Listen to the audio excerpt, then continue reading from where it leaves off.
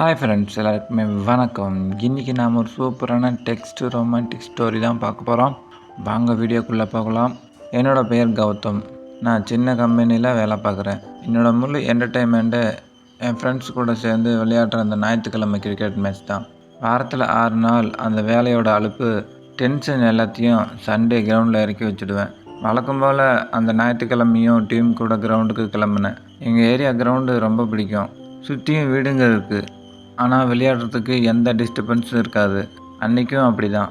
Bat ball எல்லாத்தையும் எடுத்துக்கிட்டு ஜாலியாக ஃப்ரெண்ட்ஸோடு பேசிக்கிட்டு கிரவுண்டுக்கு போனோம். ஆனால் அன்றைக்கி ஏதோ ஒரு மாதிரி இருந்துச்சு. கிரவுண்டுக்கு முன்னாடி இருக்கிற அந்த குறுகிய பாதையில் நடக்கும்போது திடீர்னு ஒரு மாதிரி சாக்கடித்த மாதிரி இருந்துச்சு. முன்னாடி யாரோ நடந்து போயிட்டு இருந்தாங்க. அந்த ஏரியாவில் நான் பார்த்ததே இல்லாத ஒரு புதுமுகம். அவங்க ஒரு அழகான ஆண்டி. பார்க்கவே ரொம்ப மெச்சூரான ஒரு அழகு. மேலே ஒரு பட்டு புடவை கட்டியிருந்தாங்க. எங்கேயோ ஒரு ஃபங்க்ஷனுக்கு போயிட்டு வந்திருக்குறாங்கன்னு நினைக்கிறேன். தலையில் மல்லிப்பூவோட அவங்க நடக்கிற ஸ்டைலே தனி. அந்த வெயிலில் அவங்க முகம் ஒரு மாதிரியான மினுமினுப்பாக இருந்தது. என்ன அறியாமலே என் கண் அவங்கள பார்த்துக்கிட்டே இருந்துச்சு. வழக்கமாக கிரிக்கெட் பற்றி பேசிகிட்டே வர்ற என் ஃப்ரெண்ட்ஸ் கூட அன்றைக்கி ஏனோ வாயை திறக்கவே இல்லை. நான் ஒரு நிமிஷம் அப்படியே உறைஞ்சி நின்னேன். ஆனால் அவங்க நடந்து போகிற அழகாக ரசிச்சுக்கிட்டே இருந்தேன். என் வாழ்க்கையில் இது வரைக்கும் பார்த்திராத ஒரு புதுவிதமான இருப்பு. அன்றைக்கி பார்த்த அந்த அழகான முகம் என் மனசில் மரத்தில் அடித்த ஆணியை போல் பதிஞ்சிருச்சு. அதுக்கப்புறம் என் ரூட்டே மாறி போச்சு. முன்னாடியெல்லாம் கம்பெனி விட்டு வந்தால் வீட்டுக்கு போகிறது தான் வழக்கம். இப்போல்லாம் அந்த ஆண்டி வீட்டு வழியாக சுற்றிக்கிட்டு போகிறத வழக்கமாக வச்சுக்கிட்டேன். கிரிக்கெட் விளையாட போகிற நாட்கள் எல்லாம் கிரவுண்டுக்கு போகிறதுக்கு முன்னாடி அவங்க வீடு இருக்கிற பாதையில் ரொம்ப மெதுவாக நடப்பேன். அன்றைக்கும் அப்படி தான். கையில் கிரிக்கெட் பந்தை ஒட்டிக்கிட்டே நடந்து போயிட்டுருந்தேன். தூரத்தில் அவங்க வீட்டு வாசலில் ஒரு நாற்காலியை போட்டுட்டு ஃபோனை வெறிச்சு பார்த்துக்கிட்டே உட்காந்துருந்தாங்க. அவங்கள இன்னும் கொஞ்சம் நெருக்கமாக பார்க்கணும், அவங்கக்கிட்ட ஒரு நிமிஷம் பேசணுன்னு என் மனசு துடிச்சுது. திடீர்னு ஒரு ஐடியா தோணுச்சு. விளையாட்டுத்தனம் தான், ஆனால் அதை விட அவங்கள பார்க்கணுங்கிற ஆர்வம் தான் அதிகமாக ஆயிடுச்சு. கையில் இருந்த பந்தை ஒரு மாதிரி ஸ்விங் பண்ணி அவங்க வீட்டு காம்பவுண்டுக்குள்ளே லாபகரமாக தூக்கி போட்டேன். டொக்குன்னு சத்தம் கேட்டு அவங்க நிமிர்ந்து பார்த்தாங்க. என் ஃப்ரெண்ட்ஸ் எல்லாம் பின்னாடி வந்துட்டு இருந்தாங்க. அவங்கக்கிட்ட, டேய் நீங்கள் போங்கடா, நான் பால் எடுத்துகிட்டு வந்துடுறேன் அப்படின்னு சொல்லிவிட்டு அவங்கள அனுப்பிட்டு பதட்டத்தோடு அவங்க வீட்டு கேட்டு வழியாக உள்ளே நுழைஞ்சேன். அவங்க வெளியில் உட்காந்து ஃபோன் பார்த்துக்கிட்டு இருந்ததுனால நான் உள்ளே வர்றதை பார்த்துட்டு, யார்ப்பா நீ, என்ன வேணும் அப்படின்னு ஒரு கம்பீரமான குரலில் கேட்டாங்க. அந்த குரல் காதில் விழுந்தப்போவே உடம்புல ஒரு சிலிர்ப்பு. நான் கொஞ்சம் தயங்கியபடியே, சாரி ஆண்டி, விளையாடிட்டு இருக்கும்போது பால் மிஸ் ஆகி உள்ளே விழுந்துடுச்சு, அதான் எடுக்க வந்தேன்னு சொன்னேன். ஆனால் அவங்க, பால் எதுவும் நான் இங்கே பார்க்கலையே, நீங்கள் வேறு பக்கம் எங்கேயாவது தொலைச்சிருப்பீங்கன்னு சொன்னாங்க. இல்லை ஆண்டி, நல்லா கவனித்தேன், உள்ளே தான் விழுந்தது, ப்ளீஸ் நான் செக் பண்ணிக்கிறேன்னு அப்படின்னு சொல்லிவிட்டு கொஞ்சம் துணிச்சலோட செடிக்கு பக்கத்தில் தேடுற மாதிரி நடித்தேன். அந்த பக்கம் போகிறப்போ பக்கத்தில் இருந்து பார்க்கும்போது அவங்க இன்னும் அழகாக இருந்தாங்க. தேடுற மாதிரி நடிச்சுக்கிட்டே அவங்கள ரசித்தேன். ஒரு வழியாக அந்த பால் செடிக்கு அடியில் இருந்ததை கண்டுபிடிச்சி எடுத்தேன். பால் எடுத்தாலும் அங்கேருந்து கிளம்ப மனசே வரல. ஏதோ ஒரு காரணம் சொல்லி அவங்கக்கிட்ட இன்னும் கொஞ்சம் நேரம் பேசணும்னு தோணுச்சு. அந்த நேரத்தில் அவங்க என்னை பார்த்து லேசாக சிரித்தாங்க. கிடைச்சாச்சா பால்னு கேட்டாங்க. ஆமாம் ஆண்டி, செடிக்குள்ளே மாட்டிக்கிட்டு இருந்துச்சுன்னு நானும் சிரிச்சுக்கிட்டே சொன்னேன். சரி, அடுத்த தடவை கொஞ்சம் பார்த்து விளையாடுங்க, கண்டிப்பாக இனிமேல் கவனமாக இருப்போம் ஆண்டி அப்படின்ட்டு நான் வந்து கிளம்பிட்டேன். வெளியே வந்த பிறகும் என் முகத்தில் இருந்த சிரிப்பு மறையவே இல்லை. அந்த நாளோட கிரிக்கெட் மேட்ச் என்ன நடந்துச்சுன்னே எனக்கு ஞாபகம் இல்லை. என் மனசில் ஓடிக்கிட்டே இருந்தது ஒரே ஒரு விஷயந்தான், அந்த ஆண்டி. அடுத்த சில நாட்கள் ஆஃபீஸ் முடிஞ்சதும் அந்த தெரு வழியாக நடந்து போகிறதே ஒரு பழக்கமாகிடுச்சு. சில நேரம் அவங்க வாசலில் பூச்செடிகளுக்கு தண்ணீர் ஊற்றிட்டு இருப்பாங்க, சில நேரம் புத்தகம் படிச்சுட்டு இருப்பாங்க, சில நேரம் யாரோட ஃபோனில் பேசிக்கிட்டு இருப்பாங்க. ஒவ்வொரு முறையும் நான் பார்த்தா ஒரு சிறு புன்னகை மட்டும் கொடுப்பாங்க. அந்த புன்னகைக்காகவே நான் அந்த வழியாக தினமும் போக ஆரம்பித்தேன். ஒரு மாலை அவங்க வாசலுக்கு முன்னாடி வந்தப்போ, கௌதம் ஒரு நிமிஷம்னு அவங்களே கூப்பிட்டாங்க. நான் ஆச்சரியத்தோடு திரும்பி பார்த்தேன். என்ன ஆண்டின்னு கேட்டேன். அவங்க கொஞ்சம் தயக்கத்தோடு சிரிச்சுக்கிட்டு, ஒரு நிமிஷம் உள்ளே வரீங்களா, எனக்கு ஒரு சின்ன உதவி மட்டும் பண்ணுங்களேன் அப்படின்னு சொன்னாங்க. சரி ஆண்டின்னு மெதுவாக சொல்லிவிட்டு கேட்டை திறந்து உள்ளே நுழைஞ்சேன். உள்ளே போனதும் வீடு ரொம்ப அமைதியாக இருந்துச்சு. ஹாலில் அழகான சோபா, சுவரில் குடும்பத்தோட ஃபோட்டோக்கள், ஒரு மூலையில் பூஜை அறை, வீடு முழுக்க ஒரு மெல்லிய சந்தன வாசனை பரவியிருந்தது. எனக்கு லேசாக பதட்டமாக இருந்தது. என்ன பேசுகிறதுன்னு தெரியாமல் அப்படியே நின்றுட்டு இருந்தேன்.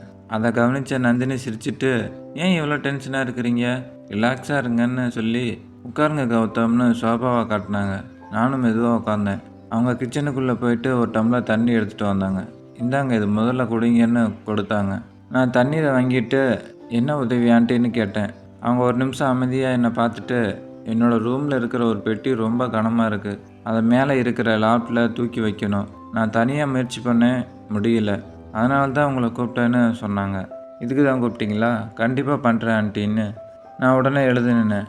அவங்க முன்னாடி நடக்க நான் அவங்க பின்னாடியே லேசான பதற்றத்தோட, சொல்ல முடியாத ஒரு புதுசான உணர்வோட அவங்க அறைக்குள்ளே நுழைஞ்சேன்.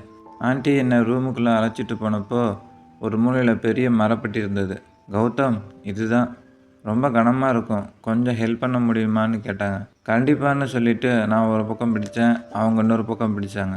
2 பேரும் சேர்ந்து அந்த பெட்டியை தூக்கினோம்.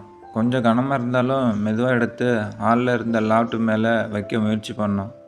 அந்த நேரத்தில் பெட்டியை மேலே தூக்கும்போது எங்களோட தோள்கள் லேசாக மோதிக்கிச்சு. ஒரு நொடி 2 பேரும் அப்படியே நின்றுட்டோம். நான் தன்னிச்சையாக அவங்கள பார்த்தேன், அவங்களும் என்னை பார்த்தாங்க. அந்த சில நொடிகள் யாருமே எதுவும் பேசலை. வீட்டுக்குள்ளே இருந்த அமைதியான அந்த தருணத்தை இன்னும் வித்தியாசமாக மாற்றிடுச்சு. சட்டுன்னு நான் பார்வையை திருப்பிக்கிட்டு, அவ்வளோதானே ஆண்டி, வேலை முடிஞ்சில்ல அப்படின்னு சொன்னேன். அதை கேட்டு ஆண்டி லைட்டாக சிரித்தாங்க. கௌதம், ஒரு விஷயம் சொல்லட்டுமா? சொல்லுங்கள் ஆண்டி. அதுதான் இந்த ஆண்டின்னு கூப்பிட்றத முதல்ல நிறுத்துங்க. எனக்கு இன்னும் கல்யாணமே ஆகலை. உங்களுக்கு என்னை பார்த்தா ஆண்டி மாதிரியாக தெரியுதுன்னு சிரிப்போடையே கேட்டாங்க. நான் உடனே பதறி போயிட்டேன். ஐயோ, அப்படிலாம் இல்லை, உங்களுக்கு கல்யாணம் ஆயிருக்குன்னு தான் நினச்சேன், அதனால தான் மரியாதையாக அப்படி கூப்பிட்டேன்னு சொன்னேன். பரவாயில்ல, இனிமேல் என்னை நந்தினின்னே கூப்பிடுங்க, அதுவே போதும்னு சொன்னாங்க. நான் கொஞ்சம் தயக்கத்தோட சரி நந்தினின்னு மெதுவாக சொன்னேன். என் வாயில் இருந்து அவங்க பேர் வந்ததும் அவங்க முகத்தில் ஒரு சின்ன புன்னகை மலர்ந்தது. அப்படி தான், இப்போ நல்லா இருக்குன்னு சொன்னாங்க. நானும் சிரித்தேன். வேறு ஏதாவது உதவி இருக்கா நந்தினின்னு கேட்டேன். ஆமான்னு, ஒரு சின்ன வேலை இருக்குன்னு சொன்னாங்க. சொல்லுங்கள் நந்தினின்னு கேட்டேன். வெளியில் மாமரத்தில் ஒரு கொடி கட்டணும், துணி காயப்போட இடமே இல்லை, நான் தனியாக கட்ட முடியலை, அதை மட்டும் கொஞ்சம் ஹெல்ப் பண்ணிட்டு போகிறீங்களா அப்படின்னு கேட்டாங்க. இதுக்கெல்லாம் ஏன் கேட்குறீங்க? இப்போவே கட்டலான்னு சொல்லிவிட்டு நானும் அவங்களோட சேர்ந்து வீட்டுக்கு பின்புறம் நடந்தேன். வீட்டுக்கு பின்னாடி பெரிய மாமரம் ஒன்று இருந்துச்சு. அதோட 2 கிளைகளுக்கு நடுவில் கொடி கட்டுனா துணி காயப்பட வசதியாக இருக்கும் அப்படின்னு நந்தினி கயித்தை என் கையில் கொடுத்தாங்க. சரி, நான் மேலே ஏறிடுறேன்னு சொல்லிவிட்டு மரத்தில் மெதுவாக ஏற ஆரம்பித்தேன். அங்கேருந்து கீழே பார்த்தா நந்தினி மரத்துக்கு அடியில் நின்றுட்டு, பார்த்து ஜாக்கிரதையாக இருங்கன்னு சொல்லிக்கிட்டே இருந்தாங்க. மேலேருந்து பார்க்கும்போது அவங்களோட அந்த காட்சி ரொம்ப அழகாக தெரிஞ்சுது. ஒரு நொடி என் பார்வை அவங்க மேலே நின்னாலும் உடனே நான் வேலையில் கவனத்தை திருப்பினேன். வேலை செஞ்சிட்ருக்கும்போது சிரிச்சுக்கிட்டே கேட்டேன், நந்தினி, இந்த மாமரத்தில் நிறைய மாங்காய் இருக்கும் போலையே, எனக்கு நல்லா பெருசாகவே தெரியுதுன்னு சொன்னேன். அவங்களும் மேலே பார்த்துட்டு சிரித்தாங்க. ஆனால் இன்னும் நல்லா பழுக்கலை. நான் உடனே, அப்படியா, சரி, இந்த மாம்பழம் பறிச்சதும் எனக்கு கொஞ்சம் சாப்பிட கிடைக்குமா அப்படின்னு ஜாலியாக கேட்டேன். அதுக்கு அவங்க உடனே, கொஞ்சமாக மாம்பழம் சாப்பிடணுன்னா நானே சொல்கிறேன், நீங்கள் வந்து சாப்பிடுங்கன்னு சிரிச்சுக்கிட்டே சொன்னான். அந்த வார்த்தையை கேட்டதும் என் மனசுக்குள்ளே ஒரு இனிமையான சந்தோஷம் வந்துச்சு. கண்டிப்பாக வரேன்னு சொல்லிவிட்டு கயத்தை நல்லா இறுக்கமாக கட்டி முடிச்சிட்டேன். நான் கீழே வந்த பிறகு, நந்தினி, கட்டிட்டேன்னு சொன்னேன். தேங்க்ஸ் கௌதம், இப்போ தான் ரொம்ப வசதியாக இருக்கும். நான் மெதுவாக மரத்தில் இருந்து கீழே இறங்கி வந்தேன். கையில் இருந்த தூசியை தட்டி விட்டு, சரி நந்தினி, நான் கிளம்புறேன்னு சொன்னேன். அப்புறம் கொஞ்சம் தயக்கத்தோடு நின்னேன். ஒரு விஷயம் கேட்கலாமான்னு கேட்டேன். நந்தினி இதுட்டு கேளுங்க அப்படின்னாங்க. நீங்கள் தப்பாக நினைக்கலன்னா உங்கள் ஃபோன் நம்பர் கிடைக்குமா அப்படின்னு கேட்டேன். அவங்க லேசாக புருவத்தை உயர்த்தி, எதுக்கு அப்படின்னு சிரிச்சுக்கிட்டே கேட்டாங்க. இல்லை, இந்த மாதிரி ஏதாவது ஒரு உதவி தேவைப்பட்டால் சொல்லலாம்ல, நான் ஃப்ரீயாக இருந்தால் வந்து உங்களுக்கு உதவி பண்ணுவேன் அப்படின்னு நான் சொன்னோடனே என் பதிலை கேட்டதும் நந்தினி சில நொடிகள் என்னை பார்த்து சிரிச்சுக்கிட்டே இருந்தாங்க. சரி, அதில் எந்த தப்பும் இல்லை அப்படின்னு சொல்லிவிட்டு அவங்களோட மொபைல் நம்பரை சொன்னாங்க. நானும் உடனே என் ஃபோனில் சேவ் பண்ணிவிட்டு அப்புறம் அங்கேருந்து அவங்கள பார்த்து ஒரு புன்னகையோடு கிளம்பிட்டேன். ஒரு நாள் மாலை வழக்கம் போல் வீட்டின் பின்புறத்தில் அவங்க துணியை துவைச்சிக்கிட்டு இருந்தாங்க. என்னை பார்த்ததும் சிரிச்சுக்கிட்டு, வாங்க கௌதம், எப்போ வந்தீங்கன்னு கேட்டாங்க. நானும் இப்போ தான் வந்தேன், சாப்பிட்டீங்களான்னு நானும் விசாரித்தேன். ஆமாம், நீங்கள் சாப்பிட்டீங்களா அப்படின்னு அவங்க திருப்பி கேட்டாங்க. நானும் சாப்பிட்டு தான் வந்தேன் அப்படின்னு சொன்னேன். அப்படியே அவங்க பக்கத்தில் இருந்த சின்ன ஸ்டூலில் உட்காந்தேன். நந்தினி பேசிக்கிட்டே துணிகளை துவைச்சிக்கிட்டே இருந்தாங்க. மாலை காற்று கொஞ்சம் பலமாக வீசிக்கிட்டு இருந்ததால் அவங்க போட்டிருந்த துப்பட்டா அடிக்கடி கீழே நழுவிக்கிட்டே இருந்தது. அடடா, இந்த காற்று வேறு ரொம்ப தொல்லை பண்ணுதேன்னு அந்த துப்பட்டாவை கழட்டி வச்சுட்டாங்க. நாங்கள் 2 பேரும் வேலையை பற்றி தான், ஆஃபீஸ் விஷயங்களை பற்றி தான் பேசிகிட்டு இருந்தோம். ஆனால் என் கவனம் அங்கே இல்லை, வேறு இடத்துல இருந்தது. அவங்க துணியை துவைக்கும் அழகாக ரசிச்சுக்கிட்டே இருந்தேன். நந்தினி, உங்கள் மாமரத்தில் இருக்கிற மாங்காய்லாம் நல்லா பெருசாகிடுச்சு, இன்னும் எப்போ பழுக்கும்னு கேட்டேன். அவங்களும் மரத்தை பார்த்துட்டு இன்னும் கொஞ்ச நாள் ஆகும், பழுத்ததும் கண்டிப்பாக உங்களுக்கு சொல்கிறேன்னு சிரித்தாங்க. அப்படின்னா முதல் மாம்பழம் எனக்கு தான்னு கேட்டேன். அதில் சந்தேகமே இல்லைன்னு அவங்களும் சொல்லி சிரித்தாங்க. அன்றைக்கி துணியை துவைச்சி முடித்ததும் நந்தினி என்னை கூப்பிட்டுட்டு உள்ளே அழைச்சிட்டு போனாங்க. வீட்டில் சோஃபாவில் என்னை உட்கார வச்சுட்டு, கௌதம், மாம்பழம் வேணும்னு கேட்டிங்களே, இப்போ சாப்பிட ஆசையாக இருக்கா அப்படின்னு ஒரு மாதிரியாக கேட்டாங்க. நானும் ஆமாம் நந்தினி, அந்த பழம்தான் வேணும் அப்படின்னு சொன்னேன். உடனே அவங்க 2 மாம்பழத்தை எடுத்து என்கிட்ட கொடுத்தாங்க. நானும் அதை லேசாக தொட்டு பார்த்துட்டு பழத்தோட நுனியில் கடித்து அந்த மாம்பழத்தோட சுவையை ரசிச்சுக்கிட்டு சாப்பிட்டுட்டு இருந்தேன். அந்த பழத்தை சாப்பிட்டுட்டு இருக்கும்போது என் உதட்டு ஓரத்தில் மாம்பழ சாறு லேசாக ஒட்டிருந்தது எனக்கு தெரியல.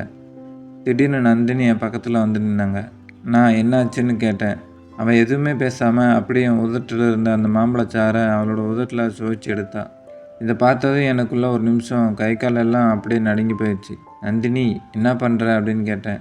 அவன் என்கிட்ட, கௌதம், நீங்கள் அந்த மாம்பழத்தை அந்த நுண்ணியில் கடித்து சாப்பிட்ருக்கும்போது எனக்கு ஒரு மாதிரியாக இருக்குது, நீங்கள் இப்படி தான் மாம்பழம் சாப்பிட்றீங்களா அப்படின்னு மென்மையாக கேட்டாங்க.